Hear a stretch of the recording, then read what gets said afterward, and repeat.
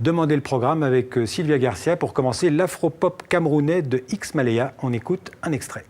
À tous ceux qui demandent, à tous ceux qui y croient, et tous ces jaloux qui pensent de tenir nos destins, ils font leur malin, ils font leur malin. Yeah. Papa God, c'est toi qui donnes, Papa God, c'est toi qui donnes.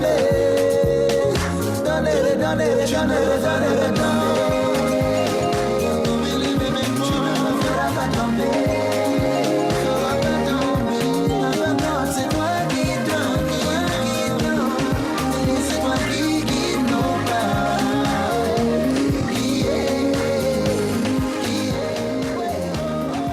Bonsoir Sylvia. Bonsoir Xavier. Alors il paraît que le Cameroun va avoir les yeux tournés vers l'Olympia ce soir à Paris. Je crois que les yeux sont déjà tournés vers la France depuis que ce groupe est arrivé. Le trio X Malaya donne un concert à guichet fermé et pour la première fois c'est une grande salle parisienne qui les accueille, l'Olympia donc. À écouter leur cocktail de makossa, de pop et de hip-hop avec des invités de marque, le footballeur Samuel Eto'o sera du spectacle. Pour rappel, X Malaya a été propulsé en 2009 grâce à Yelele, devenu un tube panafricain. Et à noter encore que c'est un week-end africain pour l'Olympia. Concert tout à l'heure des Ivoiriens de Magic System qui seront les invités du Journal Afrique vendredi prochain. Rendez-vous est pris. Alors après la musique, on passe à une expo à voir à Paris au musée des Arts et Métiers. C'est Culture TV, c'est le nom de l'expo, saga de la télévision française. Et on va voir que c'est vraiment la saga de cette télévision des années 60-70. Oh, même plus, des débuts de la télévision à aujourd'hui. C'est le média de masse par excellence. Vous qui nous regardez, sachez que vous passez plus de 3h30 par jour devant votre poste. Ça vaut bien une exposition. Exposition en 3 parties, le téléviseur, donc la technique, les programmes et l'information.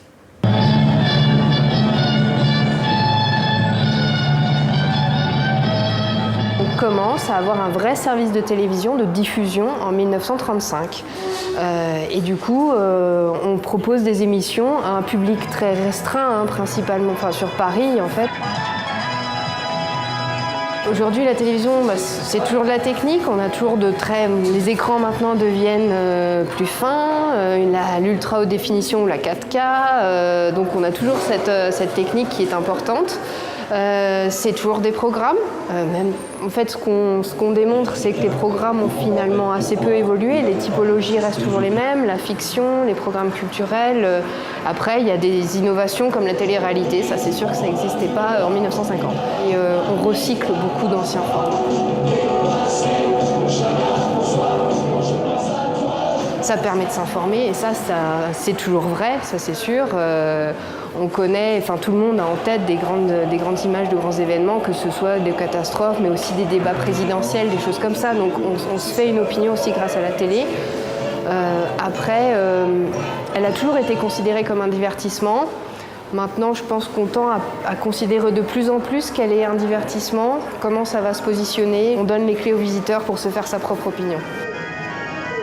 On pose la question de comment la télévision va se positionner vis-à-vis d'Internet.